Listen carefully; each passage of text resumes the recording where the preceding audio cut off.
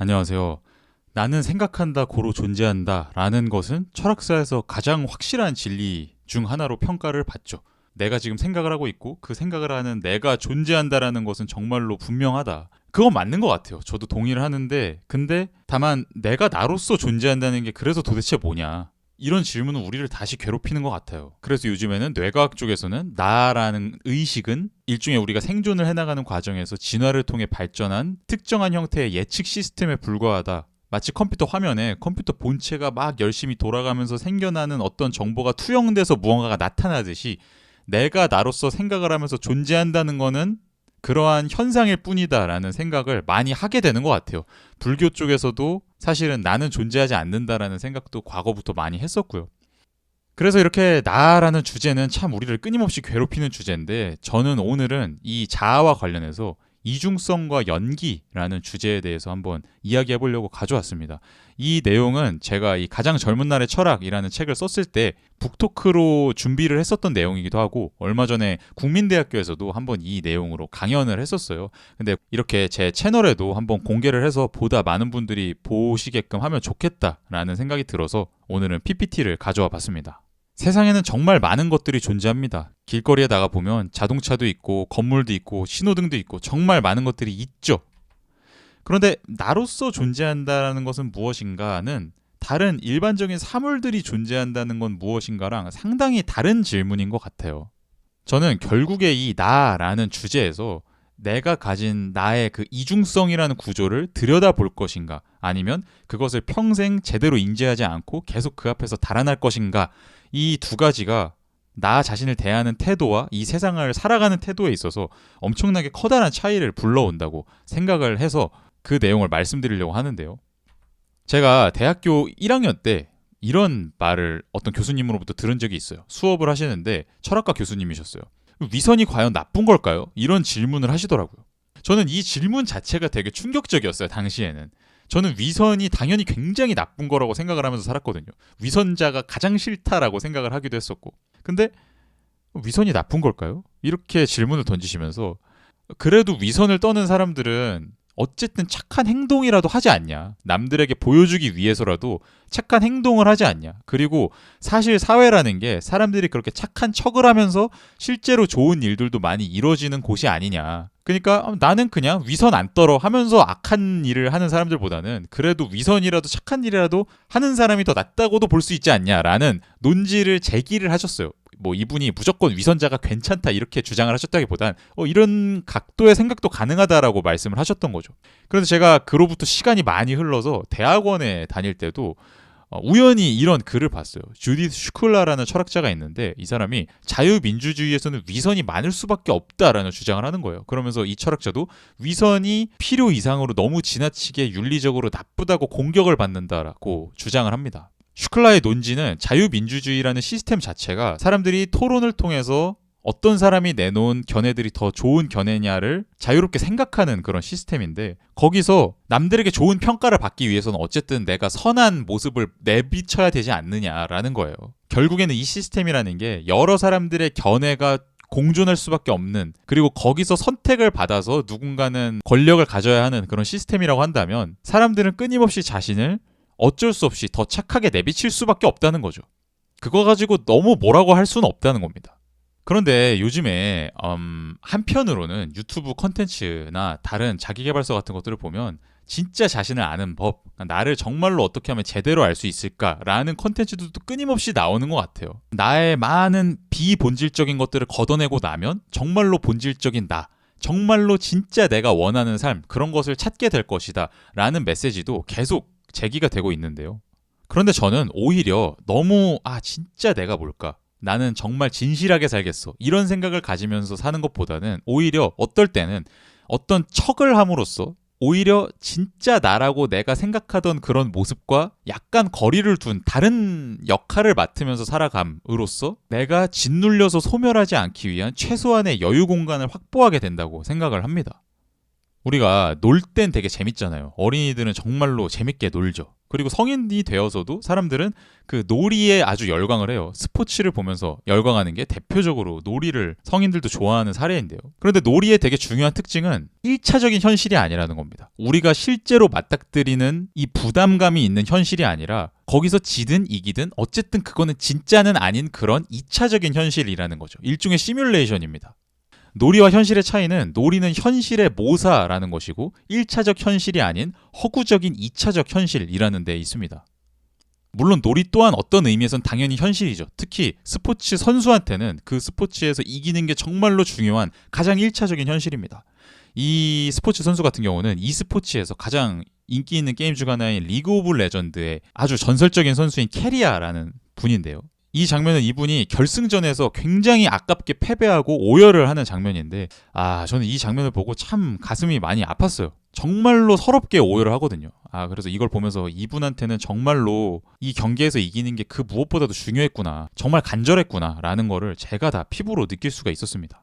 하지만 이런 선수 말고 우리한테는 그렇진 않죠. 지켜보는 우리의 입장에서는 실제 인생에서 내가 만약에 엄청난 실수를 저지르고 실패를 겪는다 그러면 너무 힘들겠지만, 내가 보는 스포츠 경기에서 내가 응원하는 팀이 진다고 해서 그만큼의 좌절감을 보통은 느끼지 않습니다. 저는 그게 라이벌 매치에 사람들이 열광하는 이유기도 하다고 생각해요. 사람들은 무조건 자신이 응원하는 팀이 이기기만을 바라지는 않는 것 같아요. 만약에 내가 응원하는 팀이 맨날 이긴다면 그것도 재미가 없을 거예요. 오히려 가끔씩 지는데 그 지는 것이 오히려 이 2차적인 현실에서는 나한테 모종의 재미를 가져다 주기도 하거든요. 그런데 제가 주장하고 싶은 거는 때로는 우리는 이 삶도, 이 1차적인 현실도 게임처럼 2차적 현실로 바라볼 수 있어야 한다는 겁니다. 기본적으로는 우리는 삶을 1차적인 것으로 진지하게 받아들이는 경우가 대부분이겠지만 너무 그런 생각만 갖고 살아가서는 안 되고, 가끔씩은 이것도 결국에 본질적으로는 일종의 게임과 다를 게 없지 않은가라는 생각을 하면서 살아갈 수 있어야 한다는 거죠. 이 이야기를 조금 더 철학적으로 깊게 풀기 위해서 존재란 무엇인가라는 질문에 한번 집중을 해보고 싶습니다.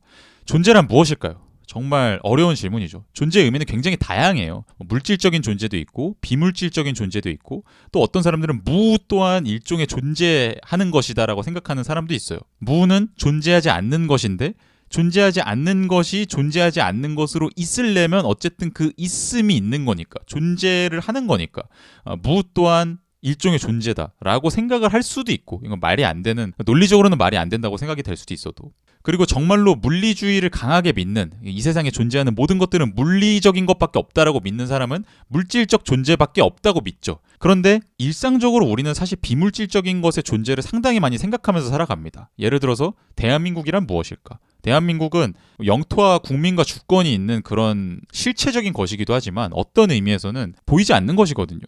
과연 대한민국 국민을 다 합쳐놓는다고 해서, 대한민국 땅덩이를 다 합쳐놓는다고 해서 그게 대한민국일까? 그것 이상으로 대한민국이란 어떤 보이지도 느껴지지도 않는 패턴으로서 존재하고 있는 측면도 있습니다. 이렇게 존재의 의미는 애초에 과연 이게 한 가지로 포섭이 돼서 다 설명이 될 수 있을까? 의문이 들 정도로 되게 다양한데요. 그런데 그래도 저는 존재는 일반적으로 적용되는 공통점이 있다고 생각해요. 뭐냐면 단일성입니다. 우리는 무언가가 존재한다라고 말할 때 단일하게 묶일 수 있는 무언가를 생각하는 경향이 있어요. A가 존재한다면 A는 세상의 다른 모든 것과 구별되며 내적으로는 통일되어 있는 단일한 것입니다. 펜이 하나 존재한다면 이 펜은 이 펜이 아닌 다른 것들과는 구별되면서 이 펜 내부적으로는 결속이 돼 있죠. 통일이 되어 있습니다. 만약에 A가 B와 C로 쪼개져 있고 B와 C는 결코 단일하게 묶일 수가 없는 것이라면 우리는 결코 A가 존재한다고 말하지 않을 겁니다. 그냥 B와 C가 존재한다고 말하지, 그게 절대로 하나로 묶일 수 없다면 A가 존재하는 게 아니겠죠. 예를 들어서 에스파는 존재를 합니다. 이 에스파라는 걸그룹은 존재를 하는데 이 4명의 멤버가 각각 계약 기간이 끝나서 해산이 돼버리면, 그리고 더 이상은 에스파라는 활동명으로 합쳐질 수가 없다면, 그러면 그때부터는 에스파는 존재하지 않는 것이 되겠죠. 우리의 기억이나 과거의 자료로서는 존재하겠지만 현재로서는 더 이상 존재하지 않는 게 될 겁니다. 그리고 우리는 물 분자가 존재한다라고 생각을 하는데, 물 분자 역시 H2O 이렇게 3개의 원자가 합쳐져 있어서 하나를 이루고 있으니까 우리는 물이 비로소 존재한다라고 생각하는 거지, 만약에 수소 따로 산소 따로 이렇게 존재하고 절대 둘이 결합을 할 수가 없다면 우린 당연히 물이 존재한다고 생각을 하지 않겠죠. 그런데 인간의 의식은 어떨까? 여기서부터 문제가 복잡해집니다. 사르트르라는 철학자는 인간은 의식되는 나와 의식하는 나가 분열되어 있는 채로 존재를 한다고 생각했습니다. 그러니까 나라는 인간의 의식은 분명히 이것도 다른 모든 존재하는 것처럼 하나를 이루고 있어요. 단일성을 기본으로 합니다. 나는 한 명의 인간이죠. 그런데 다른 모든 종류의 존재들에서 찾아볼 수 없는 되게 독특한 분열의 특징을 이 의식은 갖고 있다는 건데요. 그게 바로 의식되는 나와 의식하는 나 사이의 분열입니다. 그러니까 나는 내가 존재한다는 걸 의식할 수 있잖아요. 나는 나 자신을 의식합니다. 나는 재귀적인 특징을 띄어요. 나 바깥으로 나가서 마치 나를 쳐다보는 것처럼 나를 의식합니다. 그러면 벌써 이 의식이라는 현상에서는 두 개의 층위가 나눠져 버립니다. 나에 대해서 의식을 하고 있는 나와 그 의식의 대상이 되는 나라는 두 개의 대상이 서로 따로따로 존재한다는 게 기본으로 전제로 깔려있게 되죠. 이런 의미에서 사르트르는 의식의 단일성은 곧 이중성이다라고 주장을 했습니다. 이 의식의 이중성을 다른 말로 표현하면 나를 의식하기 위해서는 나와 다른 존재가 되어야 한다라고도 볼 수 있습니다.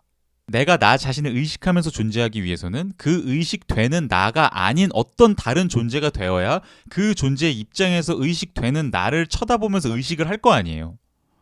이런 의미에서 나로서 존재한다라는 감각은 언제나 분열과 불안정성을 포함합니다. 내가 아무리 나라는 통일된 것으로서 존재하고 싶어도 나는 이미 그럴 수가 없어요. 나로서 존재하려고 내가 의식을 갖는 순간 이미 나는 내가 아닌 존재가 되어버려야만 합니다. 계속해서 나는 아무리 나와 합쳐지고 싶어도 계속해서 나와 멀어지면서 분열을 해버리는 그런 불안정한 구조를 품고 있습니다.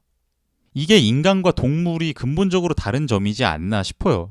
물론 요즘에는 동물에 대한 인간의 생각도 많이 달라져서 과연 일방적으로 이렇게 생각할 수 있을까는 저도 확신은 없지만 적어도 인간에 비해서 다른 동물들이 훨씬 더 이런 자기 자신을 의식하면서 자기 자신과 매 순간 달라진다라는 불안정성을 내포하면서 존재하고 있지는 않은 것 같아요.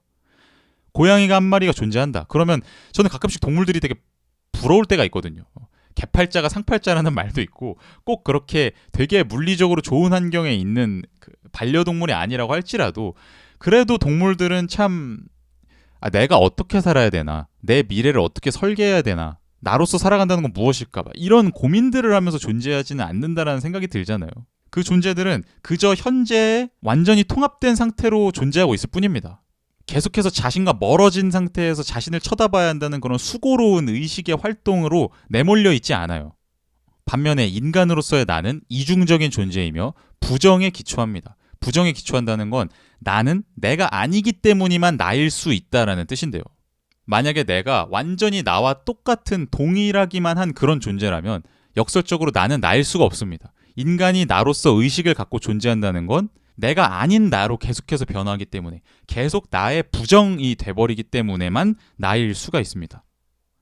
그리고 나의 이 부정성, 저는 이 부정성을 빈틈이라고 표현을 하기도 하는데요. 의식되는 나와 의식하는 나 사이에 있는 그 다름의 틈, 그것은 선택을 나에게 강요합니다.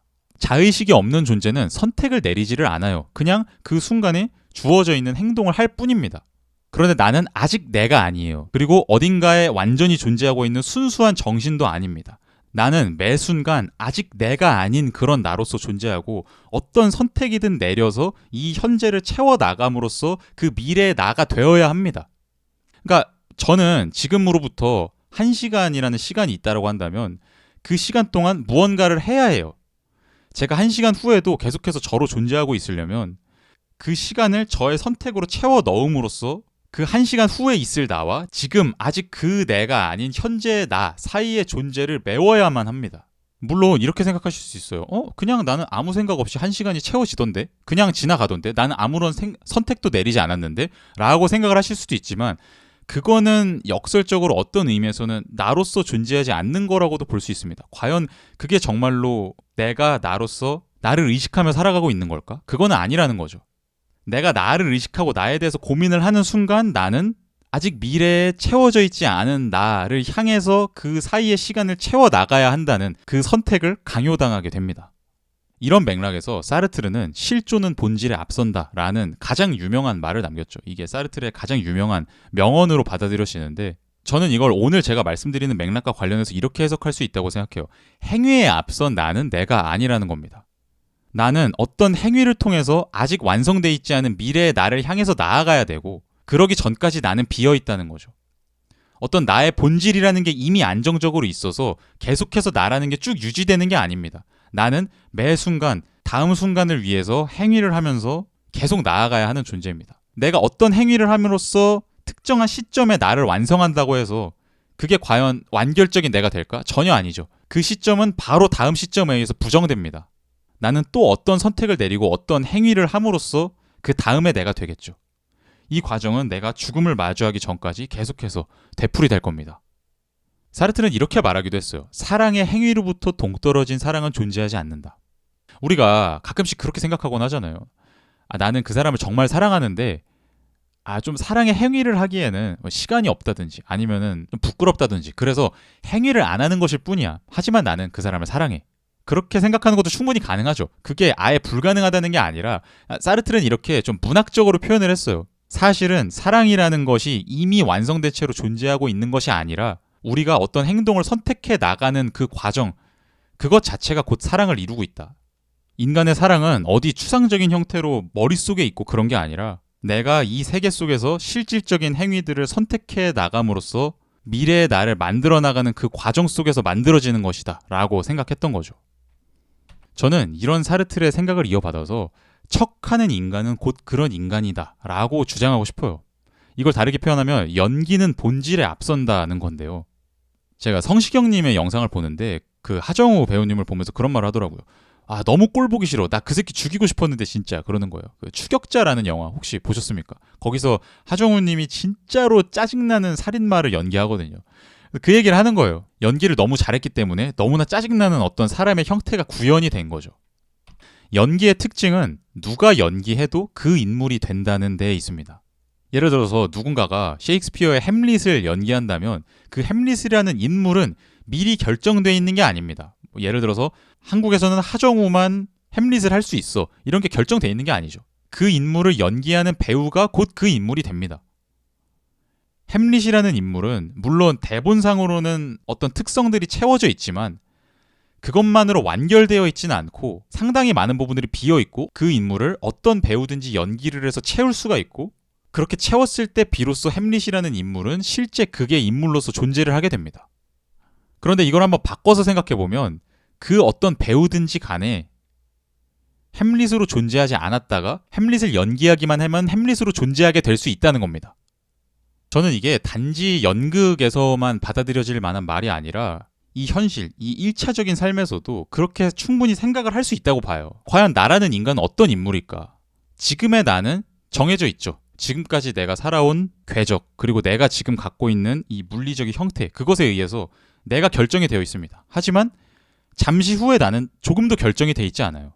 내가 만약에 지금까지의 나와 전혀 다른 인물을 나는 잠시 후에 연기할 거야 라고 생각하고 정말로 그렇게 행동을 한다면, 그런 선택을 내린다면 나는 그 인물로서 존재하게 됩니다. 비록 사람들은 나의 이름을 그대로 부를 것이고 이전까지의 나의 행적을 바탕으로 나를 그대로 평가하고 있을 테지만 어쨌든 미래의 나라는 인물의 형태는 내가 어떤 연기를 하느냐, 어떤 배역을 맡기로 내가 결정하느냐에 의해서 절대적으로 변화할 수가 있어요. 우리의 자아의 이중성이 가진 빈틈은 불안과 불안정성의 공간이기도 하지만 자유의 공간이기도 합니다. 나는 항상 내가 아닌 무언가가 되기 위해서 선택을 내리면서 시간을 채워야 하기 때문에 그것에 부담을 느끼고 많은 경우에 사실 사람들은 그 부담을 피해서 이 사회가 제공하는 여러 가지 행동을 그대로 답습하면서 살아가지만 사실 나는 어떤 배역을 맡기로 어떤 행동을 할지로 내가 스스로 결정을 내림을 통해서 완전히 다른 인간이 될 수 있습니다. 저는 지금 이 카메라를 부술 수도 있어요. 이 펜을 부러뜨릴 수도 있습니다. 그러지 않는 것일 뿐이죠. 그냥 그동안 그러지 않아 왔기도 하고 또 그럴 이유도 없으니까요. 별로 제가 그러고 싶지 않으니까요. 그런데 저는 분명히 그럴 수 있는 자유를 가졌습니다. 여러 가지 이유에 의해서 하지 않는 것이죠. 그런데 이렇게 하지 않는 것과 할 수 있다는 걸 전혀 모르는 거는 정말로 커다란 차이를 가져요. 우리는 평상시에 우리의 자유의 공간을 생각보다 잘 인식하지 못합니다. 거기에는 여러 가지 이유가 있을 거예요. 그 중에 하나는 우리의 사회가 사람들이 지나친 불안을 느끼지 않고 멀쩡히 잘 살아가도록 하기 위해서 여러 가지 방편들을 그동안 발전을 시켜왔다는 겁니다. 인간이 자의식을 갖게 된 이래로 아마 인간은 계속해서 불안에 시달렸을 거예요. 조금만 생각을 하다 보면 내가 과연 뭘 해야 되지? 어떻게 살아야 되지? 이런 고민이 들게 되니까요. 그런데 그걸 해결하기 위해서 내가 선택을 굳이 내리지 않아도 자동적으로 시간이 채워지게끔 여러 가지 활동들을 마련해놨다고 보거든요. 술이라는 게 대표적인 방편이라고 보고, 담배도 그렇고, 또 사람들끼리 어울려서 하는 여러 가지 놀이들, 스포츠, 예능, 각종 컨텐츠, 그런 것들이 다 우리가 굳이 선택을 내리지 않아도, 굳이 우리의 자유를 발휘하지 않아도 멀쩡히 잘 살아가게끔 만들어줍니다. 그렇다 보니까 자유를 인식하는 거는 정말 쉽지 않아요. 그리고 그 프로이트가 말한 죽음 충동도 저는 이것과 연관될 수 있다고 보는데요. 프로이트는 인간은 죽음을 향한 근본적인 충동을 가진 것 같다라고 생각을 했어요. 되게 의외죠. 왜냐하면 당연히 생명체로서의 인간은 계속 살고 싶어 하지 않겠느냐라는 게 당연한 생각일 수 있는데, 근데 프로이트는 그렇게 살려고 하는 의지 혹은 번식하려고 하는 의지, 나의 자아를 퍼뜨리려고 하는 그런 의지만으로는 좀 인간의 삶을 충분히, 인간의 심리를 충분히 면밀하게 설명할 수는 없는 것 같다. 거기에다가 플러스 오히려 죽으려고 하는 충동, 해체되고 싶어하는, 아무것도 아닌 것으로 격화되고 싶어하는 그런 충동, 그런 것을 인간이 근본적으로 품고 있다라고 봐야 인간 심리를 잘 설명할 수 있는 것 같다라고 봤거든요. 프로이트는 이런 죽음 충동이 이전 상태를 회복하려고 하는 힘이다라고 봤습니다. 뭐냐면 우리는 유기체잖아요. 그런데 유기체의 이전 상태는 아마 무기물이었겠죠. 그러면 유기물이 무기물로 돌아가고자 하는 어떤 의지, 지금은 잠깐 힘이 응축되어서 하나의 통일된 상태를 이루고 있지만 결국에는 해체되어서 사라져버리고자 하는, 다시 아무것도 아닌 것으로 돌아가고자 하는 그런 충동을 유기물은 가장 근본적으로 품고 있지 않을까라는 상상을 했던 거죠. 이거는 요즘에 들어서 엔트로피와 관련해서도 많은 이야기가 되고 있습니다. 그런데 문제는 생명체란 무엇이냐? 해체를 지향하면 역설적으로 생명력을 회복하는 구조를 갖고 있는 게 생명체라는 겁니다. 어쩌다 보니까 이 세상에 여러 가지 물질들이 조합이 되다 보니까 해체를 하고 싶어 하는데 그 해체를 하고 싶어 하는 충동을 발현시키면 역설적으로 오히려 계속해서 통일성을 유지하면서 생명으로서 존재하도록 만들어진 그런 것이 바로 생명이라는 건데요.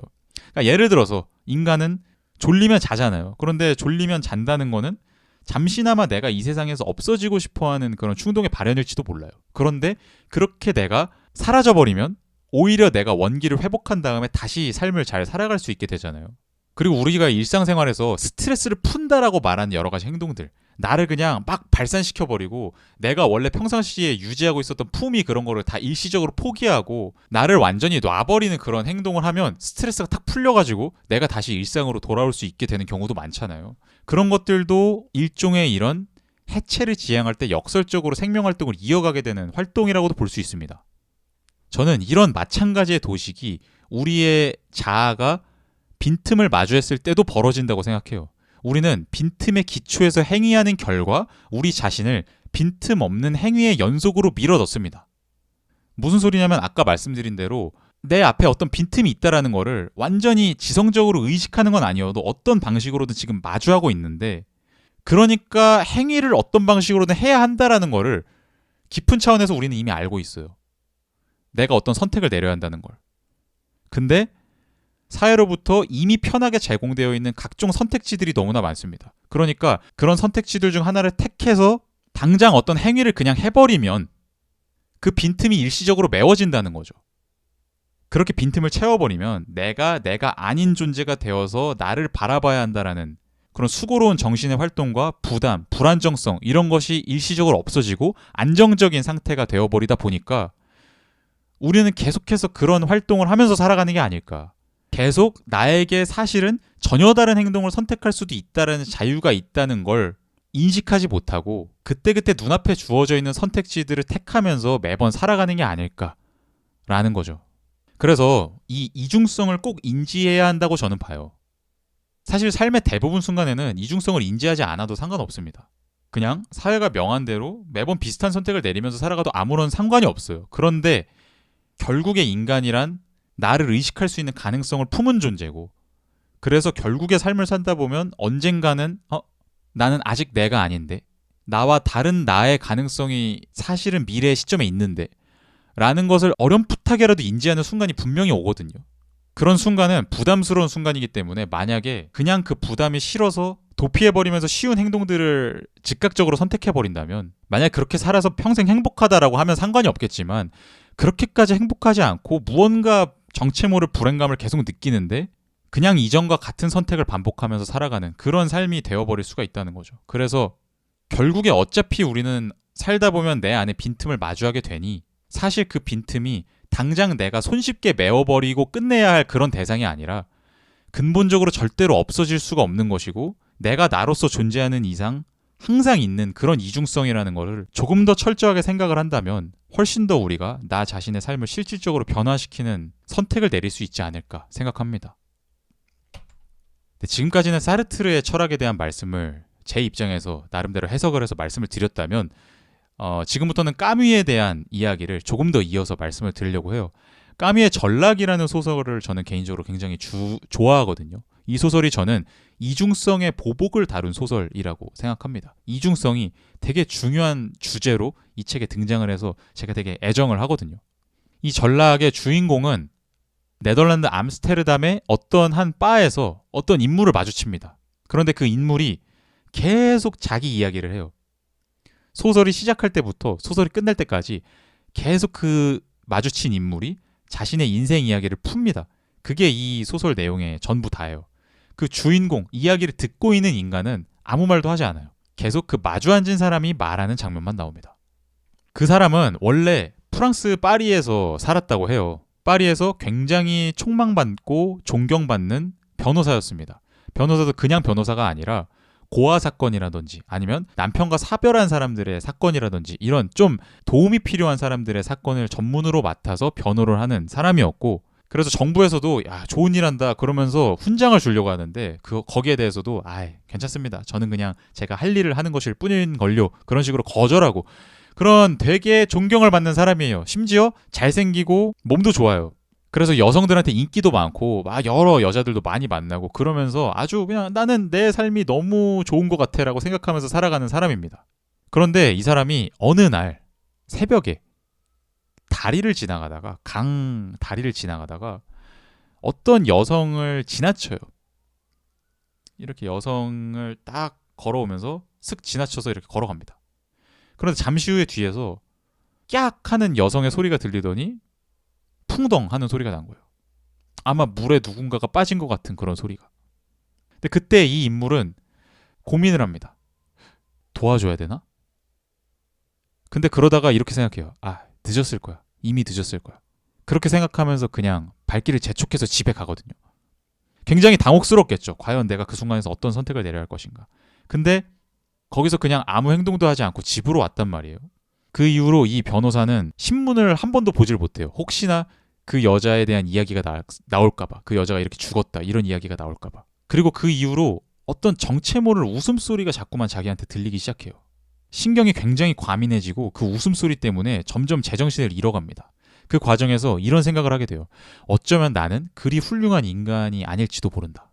그 이전까지는 자신의 삶이 너무 완벽하고 좋은 일을 하면서 살아간다고 생각했단 말이에요. 그런데 나는 남들 위해 군림하는 것이 즐거워 남들이 우러러보는 역할을 충실히 수행하는 훌륭한 배우로서 살았을 뿐이었다 라는 생각을 하게 됩니다. 나는 실제로 내가 나의 본질이 바로 그러한 삶을 살았던 게 아니라 그저 특정한 역할이 마음에 들어서 그 역할이 가져다주는 우월감이 좋아서 그저 그 역할을 연기하는 배우로서 살았을 뿐이지 않았을까라는 생각을, 자기 자신에 대한 의심을 계속 하게 된 거죠. 이 인물은 자신의 삶을 역할극으로 점점점 바라보게 돼요. 역할극에는 특유의 이중성이 있습니다. 역할과 역할을 수행하는 자가 다르다는 거죠. 그 역할을 누군가가 수행하고 있는데 그 누군가가 바로 곧 그 역할과 동일한 건 아니죠.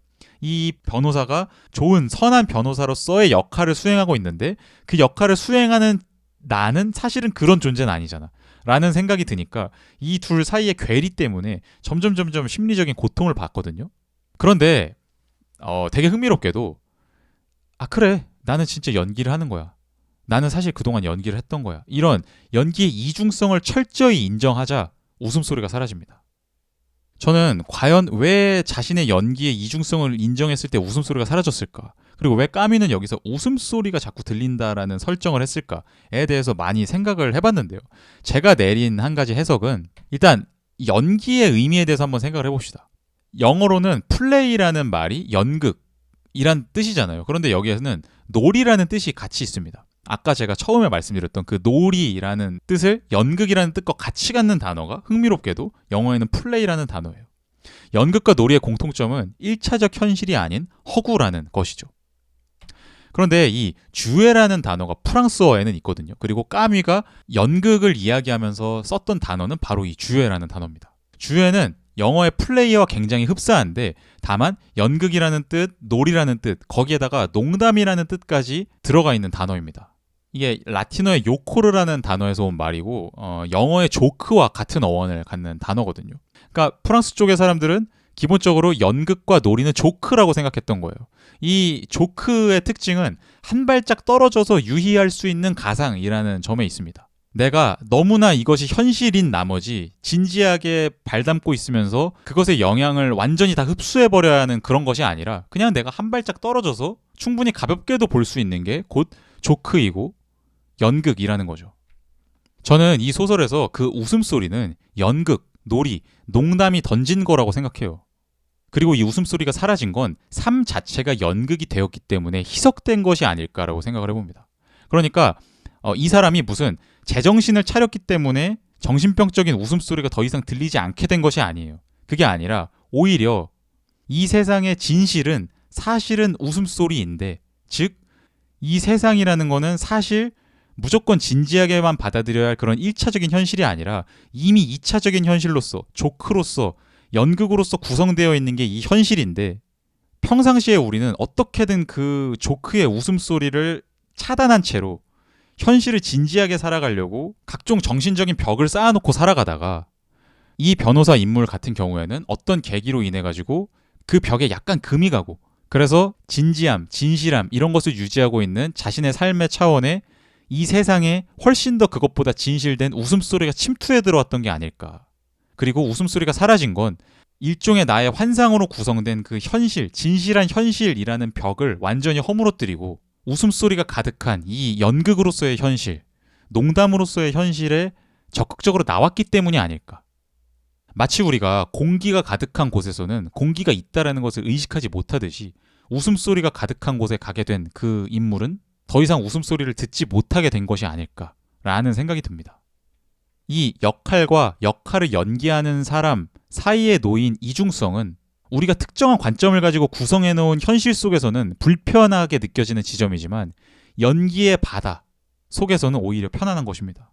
그리고 저는 여기서 이 연기라는 말이 한국어에서는 공교롭게도 스모크라는 뜻이 있더라고요. 공기 중에서 날리는 것. 근데 이 전락이라는 소설에서 되게 특징적으로 등장하는 장면이 이 인물이 파리를 벗어나서 암스테르담으로 이사를 가거든요. 근데 암스테르담이 그 북해 연안의 도시들은, 유럽의 도시들은 1년에 한 절반 정도는 굉장히 흐리고 우중충합니다. 특히 겨울에는 굉장히 흐리고 안개도 많이 끼고 그러거든요. 근데 그 도시에서 안개가 자욱하게 낀 바다를 항해해 나아가는 그런 장면이 등장을 해요. 저는 그 암스테르담이라는 공간이 이렇게 웃음소리의 연기가 가득 차버린, 연기의 이중성으로 가득 찬 본질적으로 불투명한 이 세계의 진실에 대해서 상징적으로 나타내는 그런 공간이 아닐까라는 생각을 해봤습니다. 마지막으로 저는 플레이라는 개념과 반복 가능성의 연결성에 대해서 말씀드리고 싶습니다. 우리가 플레이라는 단어를 언제 많이 사용하냐를 제가 좀 곰곰하게 생각해 봤더니 반복 재생 가능한 것에 대해서 플레이를 많이 사용하더라고요. 우리가 mp3 플레이어나 뭐 핸드폰에서 음악을 플레이한다라고 말을 하잖아요. 그것도 이미 녹음되어 있는 노래가 버튼만 누르면 흘러나온다라는 의미와 많이 연결이 되는 것 같아요. 그리고 축구를 플레이한다, 농구를 플레이한다라고 말할 때도 매 경기는 물론 다 다른 경기지만 그럼에도 불구하고 항상 똑같은 규칙이 적용되고 똑같은 시작과 똑같은 끝을 갖잖아요. 항상 같은 게임이라고 볼 수 있는 것을 우리는 반복하는 거죠. 그리고 연극 같은 경우도 쓰여있는 대본을 그대로 매번 하는 거잖아요. 이런 점에서 착안해 봤을 때 우리는 어떤 놀이, 어떤 행동, 어떤 연기, 어떤 플레이를 우리 삶에서 하게 되는데, 우리가 의식하든 의식하지 않든 매번 그런 것을 하고 살아가게 되는데, 다만 과연 내가 충분히 지금 내가 이 순간에 어떤 것을 플레이한다라는 의식을 가지고 플레이하느냐? 그건 아닌 것 같아요. 매번 반복적으로 자동적으로 똑같은 것을 플레이하게 되곤 하거든요. 그러니까 똑같이 매일 어떤 행동을 반복하면서 살아가는 사람들이 정말 많잖아요. 사실 모든 인간들이 다 그렇죠. 저는 다 그렇고 이게 어쩔 수 없는 우리의 운명이라고 생각해요. 저도 매번 똑같이 반복하는 습성이 있고, 그리고 이 인간 정신의 반복적인 특징을 강조해서 보여주는 현상 중 하나가 트라우마입니다. 트라우마는 자신의 의지와 상관없이 과거에 겪었던 충격적인 사건이 계속해서 되살아나죠. 똑같이. 그런데 이렇게 우리가 일상에서 반복하는 습관이든 어떤 트라우마든 저는 결국에는 살기 위해서 하는 거라고 생각해요. 내가 매 순간 다른 행동을 선택할 수는 없고, 결국에는 내 앞에 놓여져 있는 너무나 뿌리 깊은 그 틈을 어떤 방식으로든 메워야 하기 때문에 결국에는 사람마다 다른 특정한 전략을 통해서 매번 그것을 반복하면서 살아갈 수밖에 없지 않나. 항상 내가 매 순간 선택을 내리면서 살아간다면 그거는 너무 힘들 것이기 때문에 어쩔 수 없이 살기 위해서 우리 삶을 자동화시켜야 되는 것이 아닌가 생각을 하는데요. 하지만 때로는 그러지 않을 자유를 가졌다라는 것을 인식하는 것이 정말 중요하다라는 생각을 제가 개인적으로 갖고 있다는 점을 말씀드립니다. 반복하는 게 나쁜 것은 아니지만 다만 가끔씩은 어떤 삶에서 중요한 순간에는 나는 더 이상 그러지 않고 다른 배역을 플레이할 수 있는, 다른 농담을 던질 수 있는 그런 자유를 가졌다는 거죠. 나로서 살아간다는 건 저는 이런 자유를 가진 채로 살아가는 거라고 생각합니다. 네, 제가 오늘 준비한 내용은 여기까지고요. 이 내용은 아까도 제가 말씀드렸지만 처음에 가장 젊은 날의 철학을 출간하고 북토크를 구성하면서 한번 짜봤던 내용이고요. 그래서 이 책에 나온 많은 내용들과 연관이 되니까 이 영상을 인상 깊게 보셨다면 한번 꼭 이 책도 읽어보신다면 도움이 될 것 같습니다. 네, 저는 또 다음에 재밌는 영상으로 돌아오도록 하겠습니다. 감사합니다.